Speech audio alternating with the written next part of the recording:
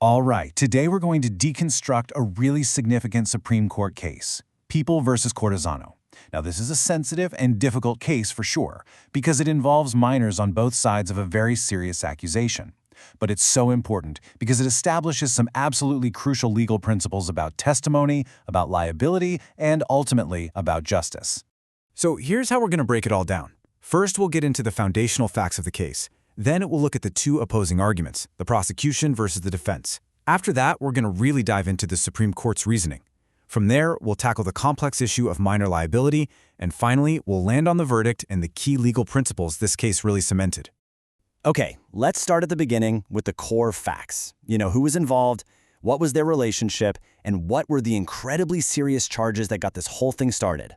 So, at the center of this case are two brothers, Bernardo, who was 12 at the time, and Joel, who was 13.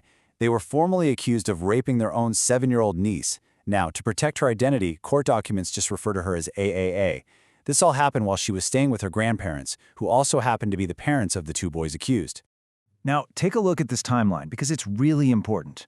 The alleged crimes took place back in 1990, but the details didn't come to light until 4 years later in 1994. That huge time gap between the events and when they were finally reported became a really critical piece of the puzzle for the court to figure out. So this all sets the stage for a major courtroom showdown. The trial court was essentially presented with two completely different realities, two stories that could not both be true. And here is the heart of that conflict. On one side, you have the prosecution.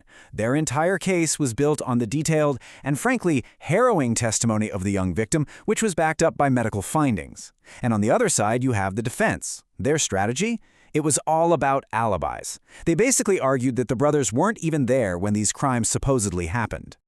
And right at the very center of the prosecution's case were the words of AAA herself. Her account of what happened was graphic. It was emotional, and it truly forms the foundation of every charge that was brought against her uncles. So this brings us to the big question. How did the Supreme Court actually analyze all of this? How do you weigh that kind of emotional testimony against medical reports and alibis to find the truth? Let's start with the most important piece of evidence on the table, the victim's own words. I mean, really, the whole case pretty much lived or died on whether the court was going to believe her story. The court found her testimony incredibly compelling, and for a few key reasons. First, it was consistent, it was spontaneous, and it was straightforward. And her emotional state in court, the crying and shaking, wasn't seen as a weakness. It was seen as a genuine reaction, something that actually made her story more believable. And then there was the physical evidence, a medical report showing healed lacerations that corroborated her account. Finally, the court relied on this long-standing doctrine that says, essentially, it's just highly unlikely that a young child would make up a story like this and put themselves through the trauma of a public trial. Okay, so let's flip to the other side of the coin. The defense was banking almost entirely on the idea that the brothers were somewhere else. So how did the court look at those alibis? Well, the court pretty much took the alibis apart, piece by piece. It started with a basic legal principle. An alibi is considered one of the weakest defenses. To make it work, it's not enough to just say you were somewhere else. You have to prove it was physically impossible for you to have been at the crime scene. Bernardo's alibi fell apart because he himself admitted there was transportation available between where he claimed to be and the scene of the crime. And Joel's alibi? It was even weaker. His claim of being in a hospital was directly shot down by the hospital's own official records, which proved he was never actually admitted in 1990. Okay, so with the alibis basically thrown out, the court had to face another really profound legal question. Remember, the accused were only 12 and 13 years old, so could they actually be held criminally responsible? And the answer to that all comes down to one single legal concept: discernment. So what is discernment? While the law says that a minor between the ages of 9 and 15 is generally exempt from criminal liability, but there's a huge exception. If the prosecution can prove that the minor acted with discernment, meaning they had the mental capacity to know that what they were doing was wrong, then they can be held liable. The burden of proof was completely on the prosecution here. The court didn't need to be mind readers to figure this out. They just had to look at the actions themselves.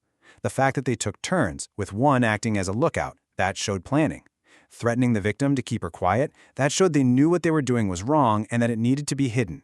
For the court, these actions were clear, undeniable proof that they acted with discernment. And that brings us to the court's final ruling, and more importantly, the legal principles that this case really clarifies for all future courts to look at. So, the Supreme Court upheld the conviction. The brothers were found guilty on 4 separate counts of rape.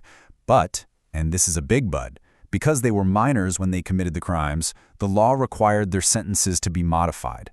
Their age was considered a privileged mitigating circumstance. What that means is their penalty got lowered by 2 degrees from the standard, which is reclusion perpetua, basically a life sentence. So instead, they received an indeterminate sentence, and on top of that were ordered to pay civil, moral, and exemplary damages for each of the 4 counts. So, what should you really take away from all this? Well, this case powerfully reinforces several huge legal principles. It shows just how much weight is given to the testimony of a child victim. It hammers home just how high the bar is for an alibi defense to actually work. And most importantly, it gives a really clear roadmap for how courts can determine if a minor is criminally liable by looking at their actions to prove discernment. And this leaves us with a final, really complex question to think about. A case like Cortezano really forces us to confront this incredibly challenging balancing act the justice system has to perform. How do you protect minors while also delivering justice when minors themselves are the ones who commit the crime? It's a constant tension between recognizing immaturity and at the same time acknowledging wrongdoing.